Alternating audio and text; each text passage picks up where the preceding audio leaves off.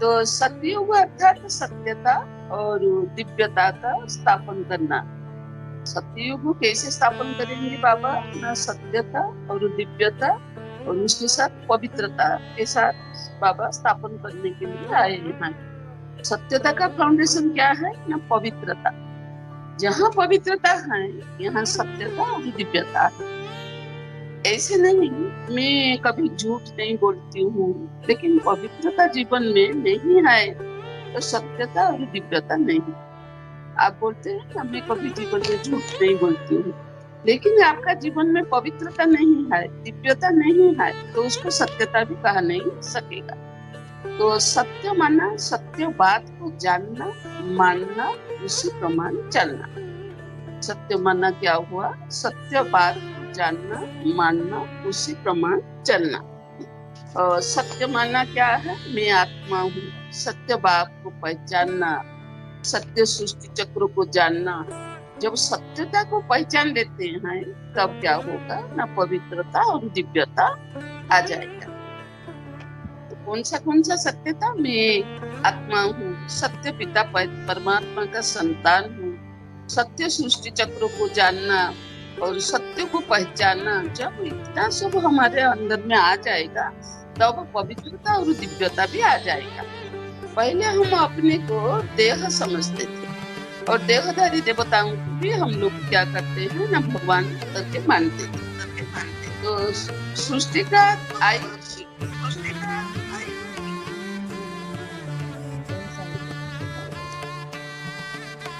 आयु लाख वर्ष है।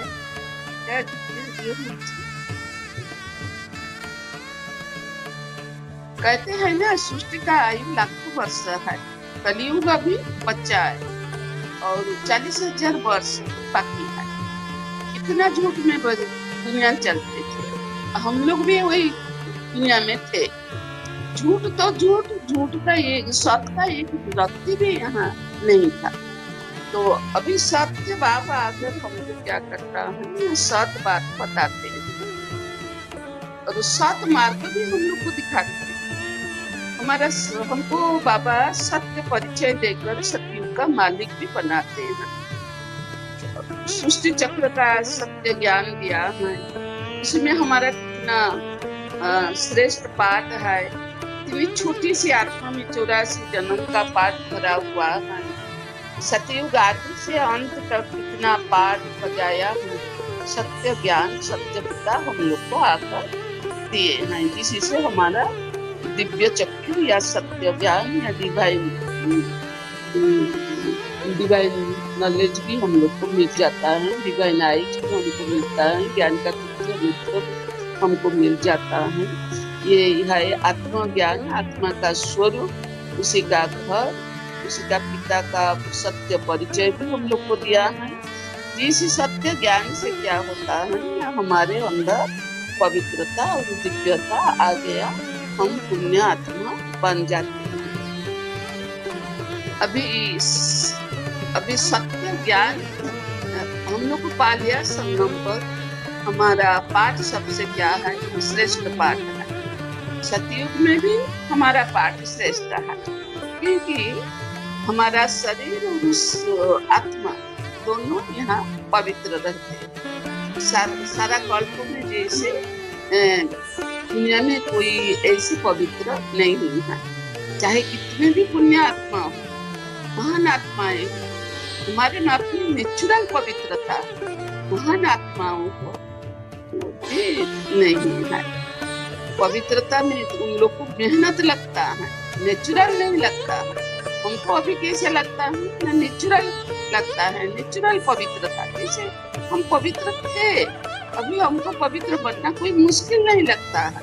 लेकिन महान आत्मा हो, इतना भी बड़ा आत्मा हो, वो लोग को अभी पवित्र बनने के लिए मेहनत लगता है, लेकिन नेचुरल नहीं लगता। तुम्हारा नेचुरल पवित्रता के कारण क्या होता है? नेचर भी पवित्र बन जाते हैं। हम लोग को मेहनत भी नहीं करना पड़ता है नेचर को भी बदलने के लिए। तो सतयुग में किसी को मालूम नहीं अपवित्रता क्या चीज है। जैसे पवित्रता नेचर हो गया है, नेचुरल हो गया है, जैसे वहाँ भी हम यहाँ जैसे पवित्रता किसी को मालूम नहीं है कलयुग में, इसी सतयुग में अपवित्रता का क्या चीज है किसको मालूम नहीं होगा। अंतिम जन्म में भी आपके पास सत्यता और दिव्यता के गुण भी है। भला दुनिया भला कितना भी अपने को पवित्र मानते हैं, प्रैक्टिकल में स्वस्वरूप को जानते नहीं है। दुनिया भला भला कितना पवित्र रहते हैं, फिर भी प्रैक्टिकल जीवन में स्वस्वरूप या अपना पिता को नहीं जानते हैं। तो इसीलिए सत्यता की शक्ति को नहीं जानते हैं। आपके पास सत्यता की शक्ति और परमात्मा की शक्ति तब आएगा जब आप याद में रहेंगे। समझ में आया? आपके पास अभी पवित्रता की शक्ति है, सत्यता की शक्ति है, लेकिन जब परमात्मा को जब तक हम लोग याद नहीं करेंगे तब तक उनका शक्ति हमारे अंदर आ नहीं सकेगा। बाप का याद रहने से संकल्प बोल कर्म स्वतः सत्यता रहेगा।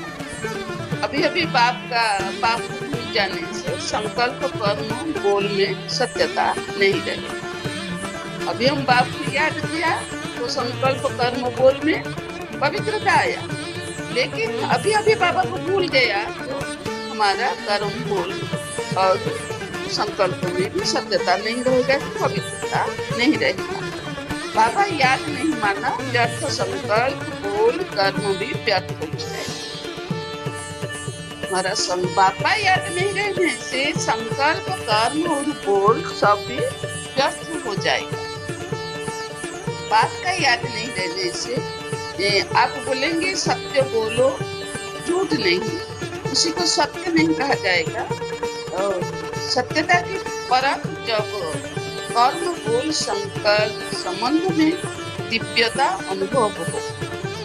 आप बोलते हैं ना, मैं कभी झूठ नहीं बोलती हूँ, मैं सत्य बोलती हूँ, लेकिन सत्यता की परख तब होगा जब आपका कर्म बोल संकल्प संबंध में दिव्यता अनुभव होगा, तब आपका बोल में कितना सत्यता है तब मालूम पड़ेगा।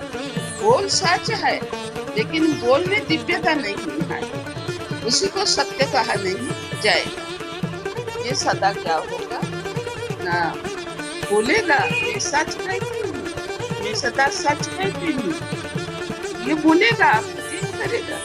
कर्म में दिव्यता नहीं होगा तो दूसरे को आपका सच नहीं लगेगा। आपका कर्म में दिव्यता नहीं होगा, आप जितना सच बोलने से भी किसी को मालूम नहीं लग आएगा कि ये सच बोलता है, अनुभव नहीं हो, बुद्धि में आएगा कि अपने को सिद्ध करना चाहिए है। बहुत समय में हम लोग को अपने को सिद्ध करने के लिए जिद करते हैं। सत्यता को जिद से सिद्ध नहीं किया जाता। जो सत्यता को जिद से प्रकाश करना चाहेगा ये सिद्ध नहीं कर पाएगा। जिद से सिद्ध करने से किसी से दिव्यता दिखाई नहीं देता। समझ में आता है? सत्यता को जिद से हम लोग को सिद्ध करने के लिए चाहेगा तो उसमें दिव्यता दिखाई नहीं पड़ेगी। सत्यता ये सच है, सच तो बस नच तो कहा जाता है ना, ये सच है तो बस नच, ये सदा नच, खुशी से नच। जीत कर सिद्ध करने से खुशी नहीं रहेगी। जीत करके सत्यता को सिद्ध करना चाहेगा ये खुशी नहीं रहेगा, ये नाच नहीं सकेगा। कहते हैं अभी कलियुग है, कहाँ सत्यता बोल, कहाँ असत्यता को बोलना ही पड़ेगा। ये कलियुग है, सब टाइम सत्यता बोलने से तो नहीं चलेगा। बच्चे भी ऐसे, अभी ब्राह्मण बच्चे भी ऐसे कहता है तो अब तो कलियुग है, कहाँ सत्यता को तो बोलना पड़ता है। यह झूठ नहीं, यह चतुराई से बोलते हैं। बाबा लोग बोलते हैं क्या ये झूठ नहीं है, ये चतुराई से झूठ को सत्यता का अनुभव कराना चाहते हैं। हम कहते हैं मेरा झूठ बोलना भाव नहीं था, क्या करे, बोलना ही तो पड़ता है। तो आप लोग देखा ब्रह्मा बाबा को कितना परेशानी उठाना पड़ा, लेकिन ये कभी झूठ बोला है क्या? चाहे दुनिया एक तरफ हो गया है,